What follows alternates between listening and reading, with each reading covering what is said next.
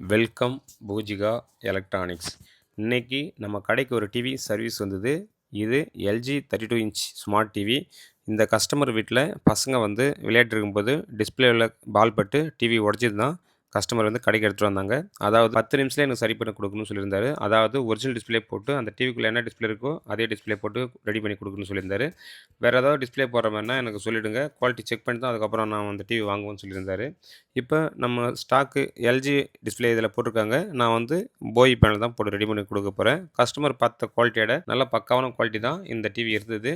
Customer வந்து ரொம்ப happy. அதனால் 10 நிமிஷம் வெயிட் பண்ணி இந்த டிவியை கையோடு வாங்கிட்டு போயிட்டாரு.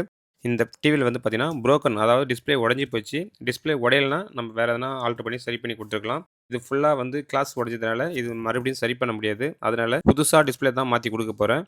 டிஸ்பிளே மாற்றுறது எப்படின்னு நீங்கள் தெரிஞ்சிங்கன்னா இந்த வீடியோ ஃபுல்லாக பார்த்து எப்படி நான் டிஸ்பிளே மாற்றுறதுன்னு தெரிஞ்சுங்க.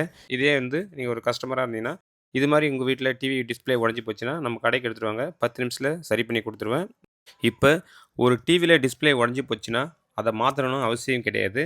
எந்தெந்த டிவிக்கு மாற்றலாம் பார்த்தீங்கன்னா, இது மாதிரி வந்து LG TV, smart TV, Samsung, Sony இது மாதிரி ஸ்மார்ட்டில் இருந்தால் நீங்கள் வந்து கண்டிப்பாக டிஸ்பிளே மாற்றுறது ஒர்த்து தான். இதே வந்து நீங்கள் ஒரு 8000 9000க்கு வந்து சாதா சைனாஸ் டிவி வாங்கியிருப்பீங்க. அது மாதிரி டிஸ்பிளே மாற்றுறது அந்த டிவிக்கு ஒர்த்து கிடையாது. அதனால் ஒரு பிராண்டட் டிவினா கண்டிப்பாக நீங்கள் சரி 55 இன்ச் எல்லாம் சரி புதுசாக டிஸ்பிளே மாற்றுறது ஒர்த்து. சைனா டிவியில் வந்து நீங்கள் டிஸ்பிளே மாற்றுறது வேஸ்ட்டு. நீங்கள் வேறு டிவியே வாங்கிக்கலாம்.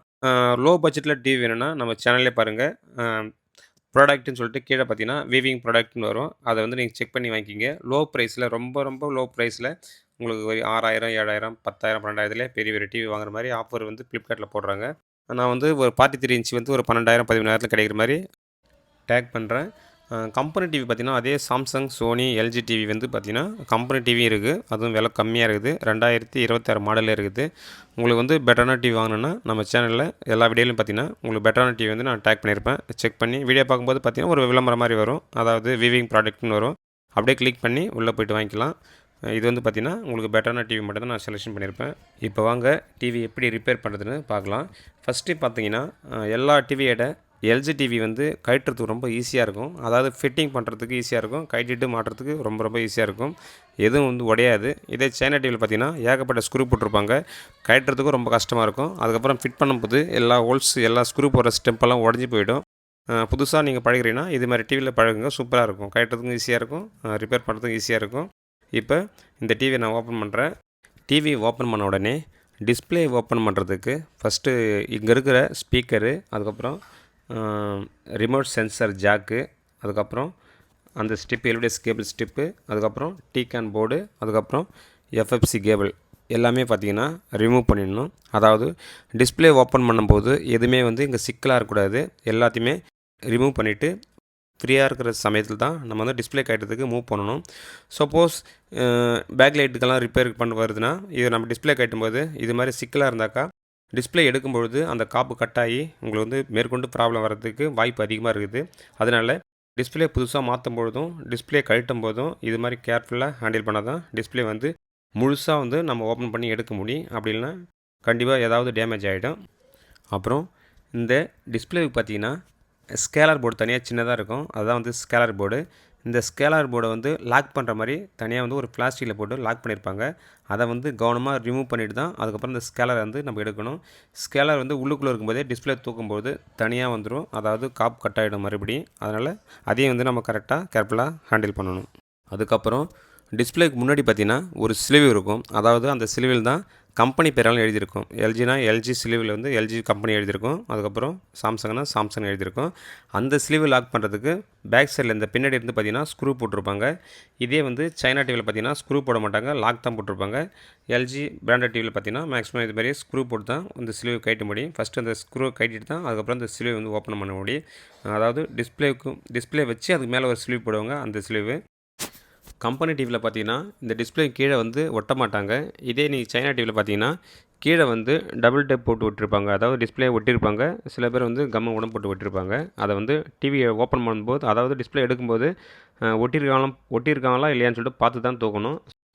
அந்த ஸ்லீவை எடுத்த உடனே டிஸ்பிளே நம்ம வந்து எடுக்கக்கூடாது. அதாவது டிஸ்பிளே கீழ்ப்பக்கமாக ஏதாவது டேப் போட்டு ஒட்டியிருக்காங்களா இல்லை கம் ஏதாவது வச்சு ஒட்டியிருக்கலாம் பார்த்துட்டு தான் நம்ம டிஸ்பிளே வந்து ஓப்பன் பண்ணணும். அது டிஸ்பிளே ஓப்பன் பண்ண உடனே புது டிஸ்பிளே அப்படியே மேலே வைக்கக்கூடாது. நம்ம சப்போஸ் கழட்டும் போது அதில் இருக்க தூசு, அதுக்கப்புறம் டபுள் டேப் கருப்பு இருப்பா, டபுள் டேப் இருக்கும், அழுக்கு இருக்கும். இதெல்லாம் வந்து பார்த்திங்கன்னா க்ளீன் பண்ணிட்டு தான் அதுக்கப்புறம் புது டிஸ்பிளே வைக்கணும்.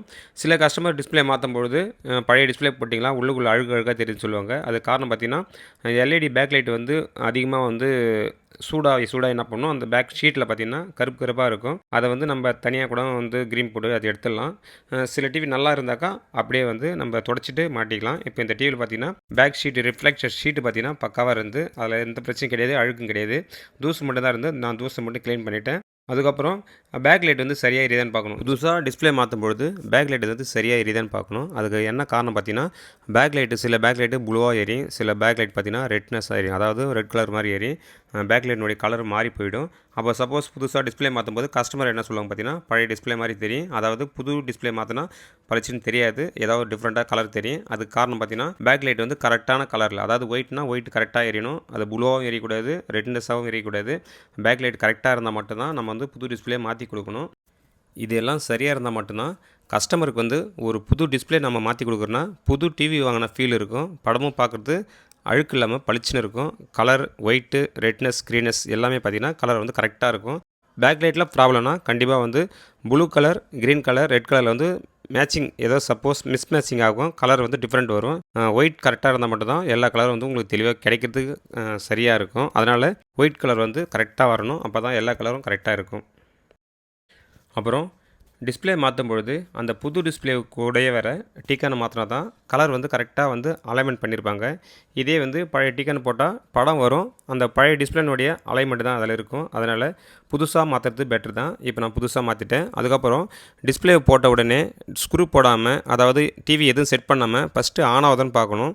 ஏன்னு பார்த்தீங்கன்னா நம்ம ஸ்க்ரூ போட்ட பிறகு மறுபடியும் டிவியில் எதனா ரிப்பேராக இருந்தாக்கா மறுபடியும் கழட்டி பார்க்குறதா இருக்கும். அதனால் டிவி டிஸ்பிளே போட்ட உடனே, அப்படி இல்லைனா ஃபிட் பண்ணுறதுக்கு முன்னே வந்து ஒரு முறை டிஸ்பிளே வேலை செய்தான்னு செக் பண்ணிவிட்டு அதுக்கப்புறம் ஃபிட் பண்ணுறது ரொம்ப ரொம்ப நல்லது. இந்த டிவிக்கு வந்து நான் ஒரிஜினல் டிஸ்பிளே போட்டதுனால கலரு, மிரரு எல்லாமே கரெக்டாக இருக்குது. நான் வேறு எதுவும் பண்ணல, டிஸ்பிளே மாற்றிட்டு அப்படியே டிவியை ஃபிட் பண்ணுறேன். இதே வந்து சப்போஸ் சில கஸ்டமர் வந்து டிவி கொடுக்கும்பொழுது அந்த டிஸ்பிளே கிடைக்கலனா மட்டும்தான் வேறொரு டிஸ்பிளே போட்டு நாங்கள் ஆல்ட்ரு பண்ணுவோம். அப்படி வேறொரு டிஸ்பிளே போடும்போது கலரெல்லாம் நம்ம அட்ஜஸ்ட் பண்ணுறதா இருக்கும். அதாவது பார்த்திங்கன்னா படம் தலைக்கடி தெரியும், அதுக்கப்புறம் பிக்சரை வந்து கரெக்டாக தெரியாது. அதுக்கு வந்து சர்வீஸ் மேனில் தான் போயிட்டு சரி பண்ணணும். அது மாதிரி சரி பண்ணுறது வீடியோ வேணும்னா ஆல்ரெடி நம்ம சேனலில் ஏகப்பட்ட வீடியோ இருக்குது, பார்த்து தெரிஞ்சுங்க. இதே வந்து நீங்கள் இன்ஸ்டாகிராமு அல்லது ஃபேஸ்புக்கில் வீடியோ பார்க்குறீங்கன்னா, டிவி ரிப்பேர் பண்ணுற வீடியோ வேணும்னா யூடியூப்பில் போய்ட்டு பூஜிகா எலக்ட்ரானிக் டைப் பண்ணுங்கள். உங்களுக்கு ரிப்பேர் பண்ணுற வீடியோ ஏகப்பட்ட வீடியோ வரும். அதே டிவி ரிப்பேர் பண்ணுறதுக்கு ஆர்வமாக இருந்தீங்கன்னா அதில் இருக்க வீடியோ பார்த்து தெரிஞ்சுங்க. இப்போது இந்த டிவியில் வந்து உடஞ்சி போய் இருந்த டிஸ்பிளேவை புதுசாக ஒரு குவாலிட்டியான டிஸ்பிளே போட்டு இந்த டிவி நான் சரி பண்ணி கொடுத்துருக்குறேன். கஸ்டமர் வந்து அர்ஜென்ட் நினைக்கிறேன், நான் டிவி ஸ்க்ரூ போகிறதுக்கு முன்னே அவரே வந்து ஸ்க்ரூ எடுத்து கொடுக்குறாரு, அவரே போடுறாரு. அது காரணம் பார்த்தீங்கன்னா வீட்டில் வந்து குழந்தை டிவியை உடச்சிட்டு தான் அவங்க வீட்டு அம்மா வந்து வேலைக்கு போய்ட்டு வரதுக்குள்ளே தெரியாமல் டிவி சரி பண்ணி போய் வைக்கணுமா, அதுக்காக தான் ஒரு அர்ஜெண்ட்டாக 10 நிமிஷத்தில் சரி பண்ணி கொடுக்கணும்னு சொல்லியிருந்தார். அவர் வந்து பார்த்திங்கன்னா நம்ம கடைக்கு வந்து இன்ஸ்டாகிராம் மூலிமா, அதாவது ஃபேஸ்புக்கு இன்ஸ்டாகிராமில் பார்த்து தான் கடைக்கு வந்திருக்காரு. உங்கள் வீடியோ பார்த்தா நான் நம்பி வந்தேன்னு சொல்லியிருந்தார். நான் கடைக்கு வந்து யார் வந்தாலும் சரி, எந்த டிவியாக இருந்தாலும் சரி, ரிப்பேர் பண்ண முடியாதுன்றதெல்லாம் கிடையாது. நீங்கள் எந்த டிவியாக இருந்தாலும் எடுத்துகிட்டு வாங்க, உடனே உங்களுக்கு 10 நிமிஷத்தில் சரி பண்ணி கொடுப்பேன். இப்போ அவர் ஊர் சொல்ல சொல்லியிருந்தார். அவர் வந்து விழுப்புரம் மாவட்டம் வீடூர்லேருந்து, ஆனால் பேர் சரியாக தெரியல, சாரி. அவ்வளோதான் வீடியோ. நன்றி. பூஜிகா எலக்ட்ரானிக்ஸ்.